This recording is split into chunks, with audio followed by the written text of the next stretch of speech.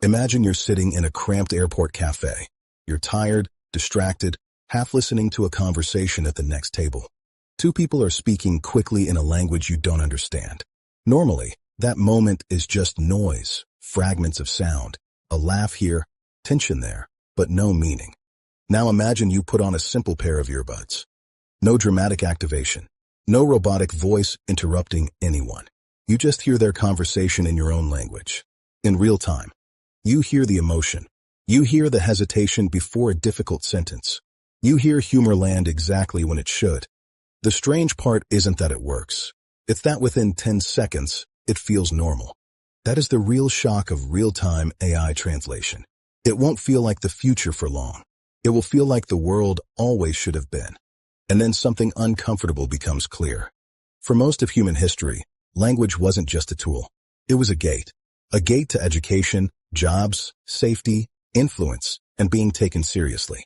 Language decided who could negotiate, who could publish, who could pitch ideas, who could leave their hometown, and who stayed trapped behind invisible borders. When people hear the end of language barriers, they think about travel convenience, ordering food, asking for directions. But that's not the point.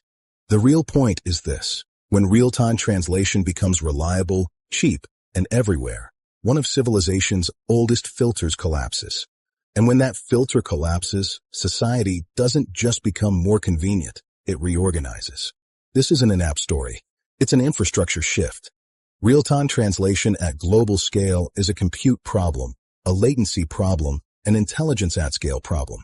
It's the same kind of shift electricity once was, from novelty to backbone. And once you see it that way, you realize this isn't optional. It's inevitable. Old translation systems worked on words. Modern ones work on meaning. Humans don't communicate in vocabulary. We communicate in intent. Sarcasm, tone, context, cultural subtext. Modern AI is learning to move meaning itself, not just labels.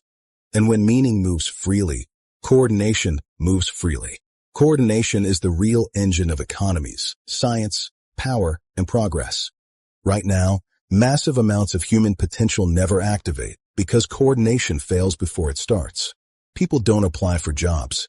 Researchers don't collaborate. Entrepreneurs don't pitch. Students don't learn, not because they lack ability, but because language friction quietly shuts the door. When that friction shrinks, opportunity redistributes. Education changes first. Learning becomes interactive, emotional, and confident. People ask questions in their native language and receive instant answers. Work changes next. Language stops being a proxy for intelligence. Interviews become about thinking, not accents. Companies hire globally because it becomes economically irrational not to. Competition intensifies. The advantage shifts from access to judgment, taste, problem-solving, and speed of learning. Organizations flatten. Regional silos weaken. Healthcare becomes safer. Miscommunication drops.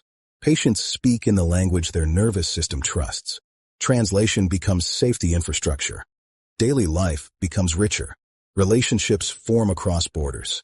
Communities grow globally. Influence spreads faster, which is both beautiful and dangerous. Culture doesn't die. Economic language gates do. Smaller languages may survive better when people no longer need to abandon them to participate. Technically, none of this works without extreme efficiency. Low latency. Edge computing. This is why companies building compute infrastructure matter. They enable entire societal shifts. Eventually, translation stops being an action and becomes ambient. It lives in earbuds, glasses, cars. And when a capability becomes ambient, behavior changes. People stop planning around barriers. Dreams stop being filtered by language. So what becomes the new barrier? Clarity. If you can talk to anyone, the advantage isn't language, it's thinking. If you're confused, you'll now be confused globally. If you're clear, you'll be clear globally. AI can translate your words, but it cannot choose what matters. It cannot supply judgment, purpose, or courage. That still comes from you. The future won't reward you for speaking the right language. It will reward you for having a mind that creates value in any language. Because the world is about to become one giant conversation, and the winners won't be the ones with the prettiest